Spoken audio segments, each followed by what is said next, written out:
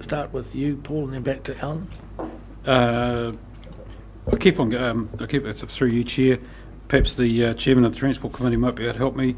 Item number 5: the new system being installed for Hawke's Bay buses by June 2018 at the latest.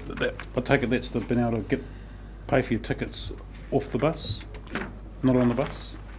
I've got to confess, I don't know the absolute detail of it. But just give Anne a call, she'll tell you. Yeah, can you do that? Give Anne a call. That's Councillor Dick. That's correct, Oh, I you've think. got- Yes, correct. Sorry. Oh, that is correct. Okay. Oh yes, my question relates to resource management planning work program preliminary matters arising in petroleum regulation plan change preparation. Now, what I'd like some clarification on, James, is this draft plan going to be presented in a framework of options? It is, so it's not going to go straight to full-blown. We're very much required by the Resource Management Act to provide you with options in terms of how the outcomes might be achieved in a range of different ways. So that's very much the work that's being developed at the moment. Okay. But obviously, I know there's a variety of views around this table, but my personal view is that I vote to support this, but I only support it to the extent that it protects drilling immediately over and through aquifers. And I'm not the slightest bit interested in something that effectively will create an embargo on oil exploration in Hawke's Bay. Couldn't support that. That's good. Councillor Bevan. Thank you, Chair. I'm just looking at, there's a little bit of information about soil mapping through the region. I'm assuming that soil mapping's been completed in the Plan Change 6 catchment, is that correct? that's my understanding, yes. And we're now filling out through the tank catchment as well to support the tank plan change. Yeah. Right, so I'm assuming that information would be made available to individual farmers who are forming their farm environmental management plans. Be my understanding as well. Yep.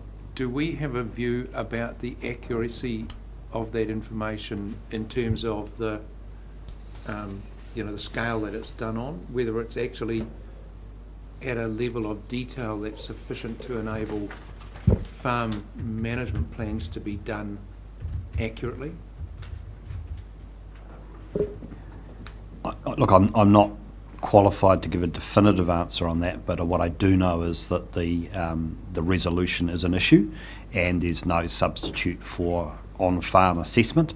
And I guess that's one of our key messages around farm environment plans, is that they actually have to be ground truthed on farm, and there's just no substitute for walking the farm and taking soil samples across an individual property. I mean, this is still done at a relatively high level, and so we suggest that they're a useful drafting gate tool, if you like, at the high level.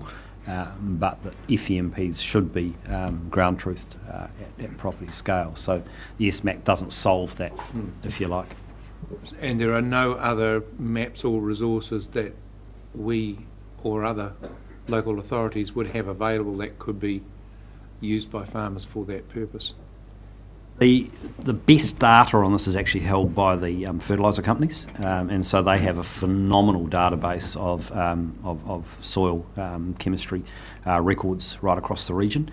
They're of considerable commercial value to the companies involved, and so what farmers can do and are encouraged to do as part of the Farm Environment Plan process is to access that information that might be held by their fertiliser company. Unfortunately, we are not able to access that data at this point in time, and that's an ongoing discussion. Okay, thank you.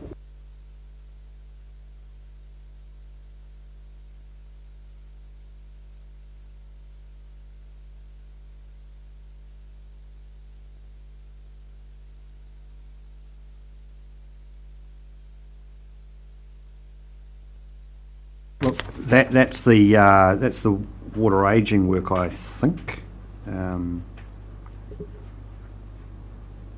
Yeah, so Leapfrog's the name of the model. Yeah, and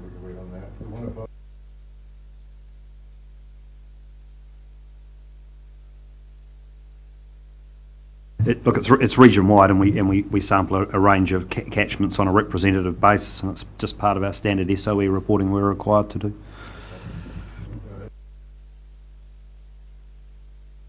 there any update on the water symposium on 1/15/12?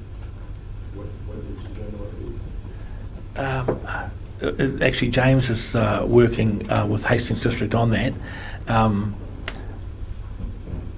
I think I've seen an agenda. Have I seen Look, an there's agenda? a very high level Yeah, but- agenda that's yeah. been drafted jointly between Nikki, HDC, and ourselves. That's currently being worked up into greater detail, and we can bring something back to council at the next opportunity. So Liz has taken over management of that with HDC. They've appointed a project manager to oversee it. So planning is well and truly underway. But we'll circulate perhaps out of session an agenda. So you say HDC, is Napier still opted out of this? Correct. Napier's not in at this point in time.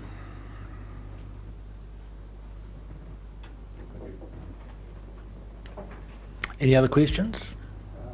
Oh, Councillor, sorry. Mr. Chairman, sorry, I've got one up on that in relation to this plan. I recall, Councillor Press the button, Alan. Put your microphone on. Thank- in relation to the petroleum plan, I recall Councillor Curtin's wise words at a recent meeting that, why should we reinvent the wheel every time when other people have done things? Why can't we look at picking up something off the shelf at significantly less cost? And so to that end, is there an intention, or should there be an intention, to go and have a look and see at what Taranaki is doing? The planning team's reasonably familiar with the Taranaki provisions, and will certainly, as part of the advice, be bringing forward some of those alternative options around, different classifications to prohibitions. In the Taranaki example, there's a whole bunch of quite prescriptive controlled activity status provisions in their plan, so that'll be part of the advice that will come forward.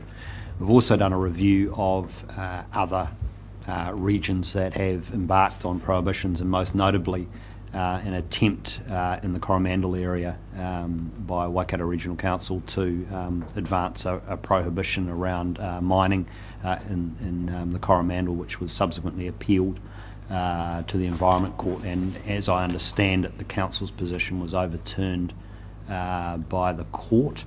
I think that went to the High Court on further appeal, and there was a bit of a compromise position, but it did certainly indicate that there are some constraints over councils imposing blanket prohibitions, unless it has very, very strong justification for doing so.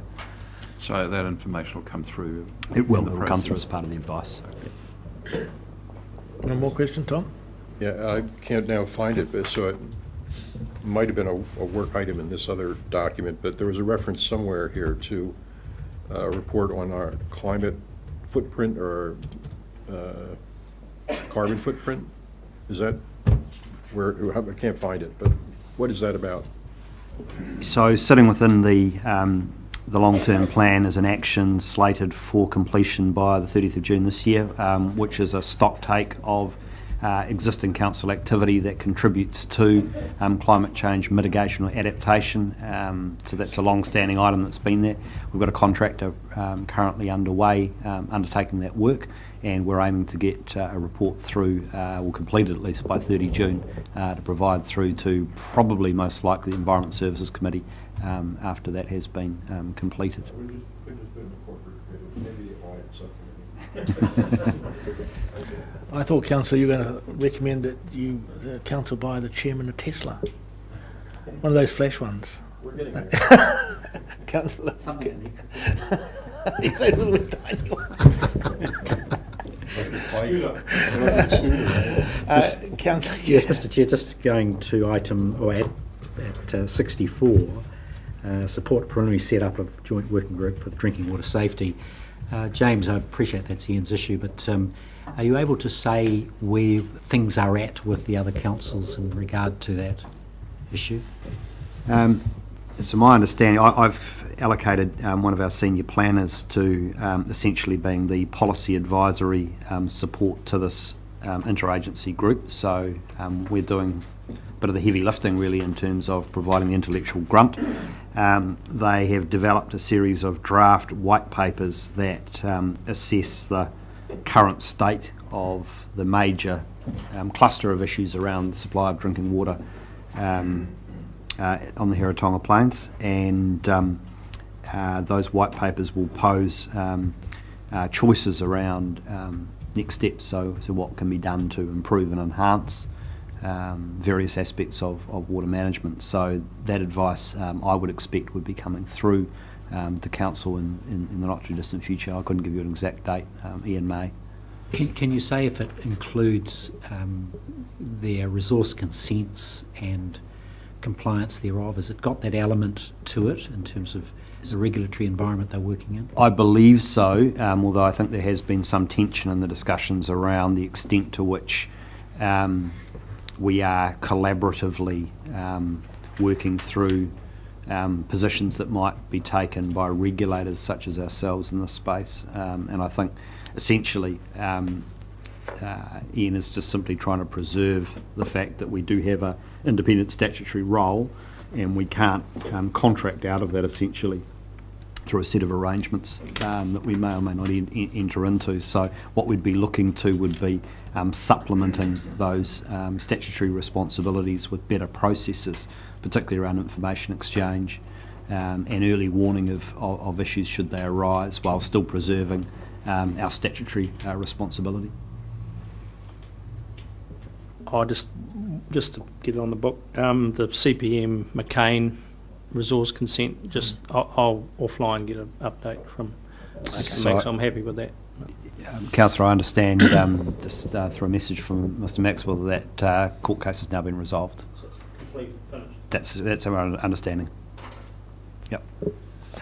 Okay, if there's no more questions. Chair, can I, just with your indulgence, perhaps deal with the HBUDS issue, because I know it was raised at the start of the meeting, and apologies for not having been here for that. It is one of the items in here. Yeah. So, councillors may recall that when we brought the HBUDS paper forward, there was discussion about a joint workshop with Napier City and Hastings District. In the intervening period, Napier City has, as you're probably all aware, approved the HBUDS refresh, and Hastings District Council have advised us that their preference is to hold their own workshop, at least in the first instance. So the question we have for you is whether or not you wish to have your own workshop on HBUDS, do you wish to wait and see what Hastings District Council does next, or is there some other course of action that you would like staff to take? We don't want to just represent the previous paper if we're going to continue to frustrate councillors that it doesn't address the issues, so some guidance would be appreciated. I'd personally, if I can offer an opinion, prefer that let Hastings do their thing and then come back to us. And if there was to be a meeting, I believe there would be value in having the HPUD's representatives from the three councillors, even if it's just ourselves talking about the thing, sitting around the same table. I mean, Councillor Belf and myself represented this council, as did Fenton as chair. And hey, there's a fair bit of knowledge and experience accumulated there, and I think some of the reservations may be able to be, that have been voiced, may be able to be diminished.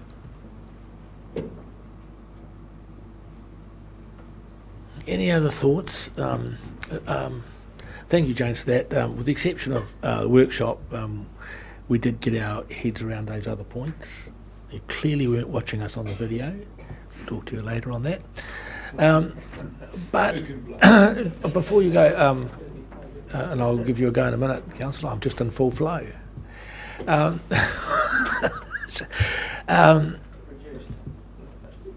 was happy with the paper. I was very happy with the paper. We only tabled the paper because we had a suggestion from Hastings District that they would like to talk to us in a workshop joint workshop. And I guess there was some activity from some of our councillors in the press, and I guess they wanted to talk to us. But now they've changed their mind. I'm quite happy to go back to the original paper and get it across the line. I don't know, but I'd like other councillors' views on that. Yeah, I'm happy to express a view. Frankly, if HPUD stays in the current form that it is in, it is not worth the paper it's written on, because it's actually not going to afford any protection at all, in my view, for the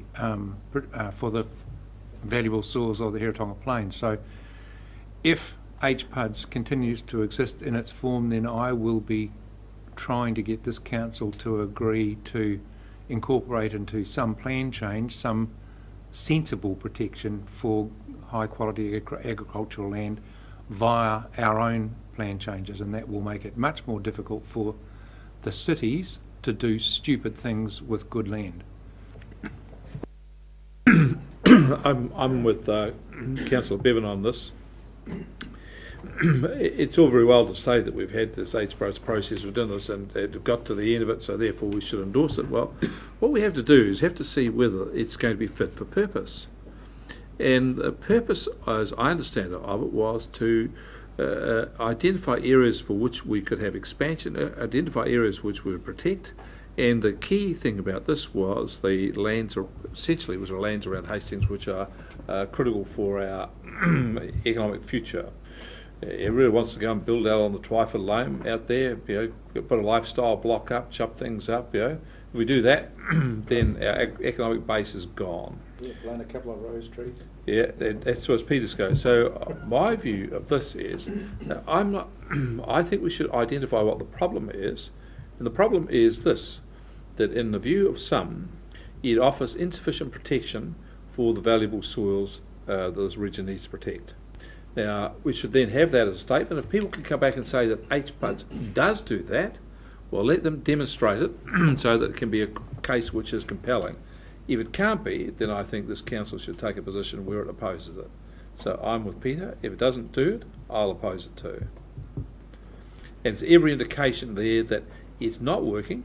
The Howard Street development one, the Lindis Farm block around there, it's just constantly creeping out and out. There's more going. And then we've got the winery built on the other side of the freeway. Could get one there, all the rest of them going. The creep is on. So the point is, it ain't working.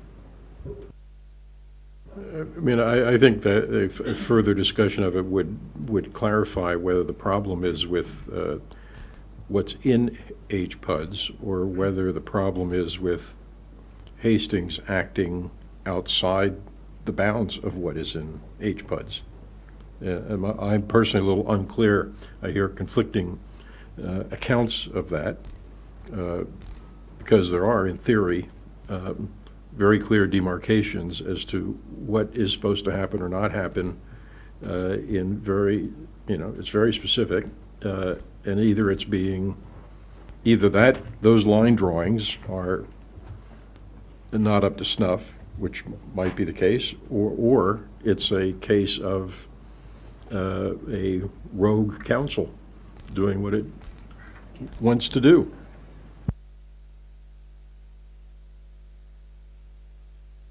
It sounds like a workshop because I would like to, some of the comments that have been made, I think I have some comment to those as well. So I think probably we do need a workshop. How long do we think this would take? And we need our own one because we did think we were having one with them and they've canned us. Mr. Chairman, it would be helpful if there was a level of representation.